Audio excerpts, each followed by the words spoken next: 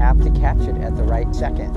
If it's the wrong second, it's not a good photo. It can be just a split second and it all changes everything, you know, the mood, the emotion. Catching the trick at the right time. But mainly the skater, you know, his facial, his hands, you know, his style, whether he's grabbing a certain way, and it can be anything, you know. It can just be a finger, you know, can change a whole skate photo. I never put limits on skateboarding because it always changes, and I mean, now it's just bigger and, you know, better tricks. It's like all the old tricks, but everybody does them much higher and, you know, much longer.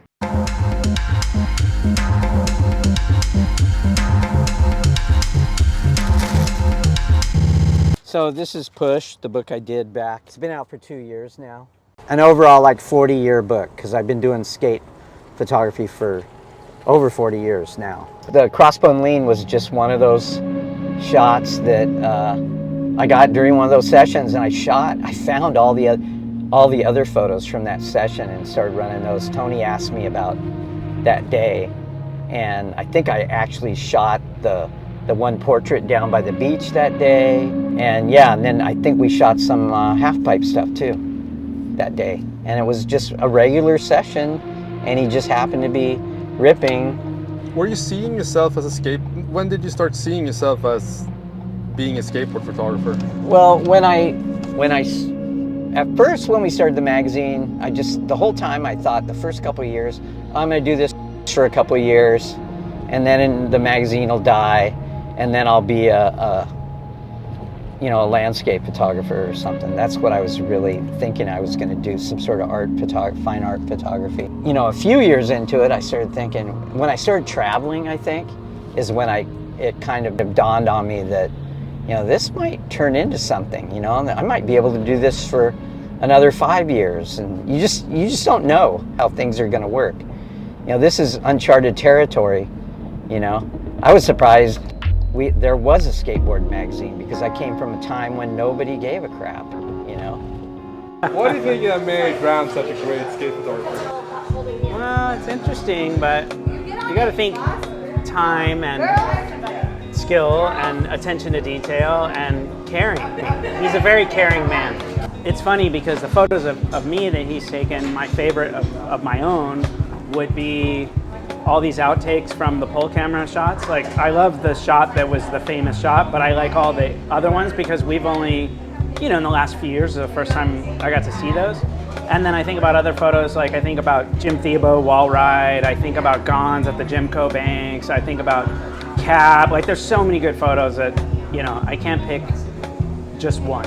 I do think the whole comment of like, what's your favorite? I think one of the things with Grant, I mean, the difference between the film era and the digital era is huge for how both the photographer and the skater work together.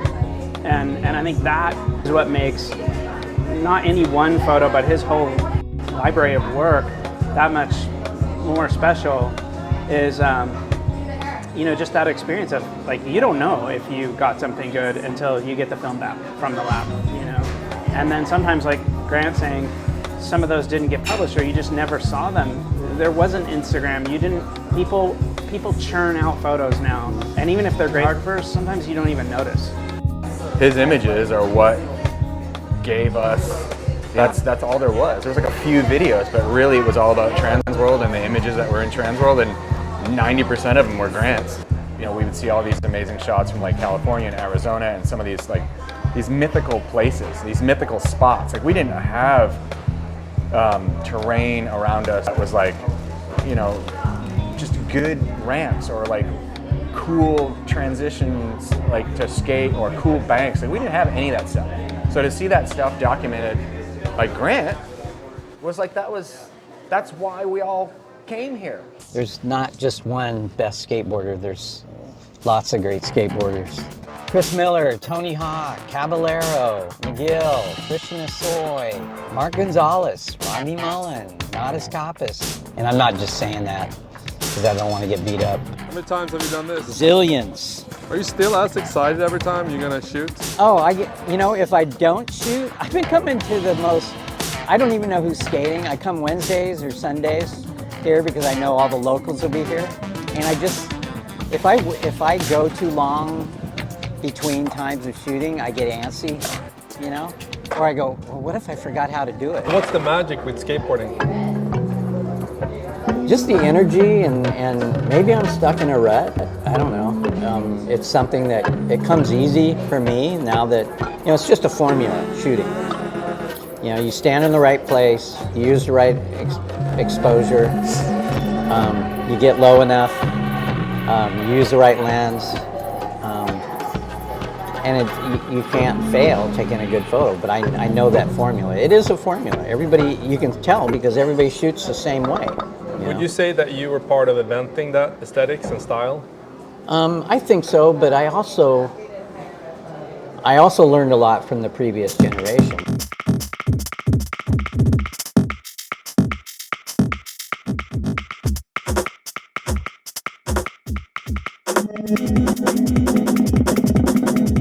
But I shoot 90% fisheye. How many skate photos do you think you have taken? I don't know, I've tried to figure it out. Tens of thousands, if not 100,000, I don't know. How many fisheye have you gone through? Actually, only one.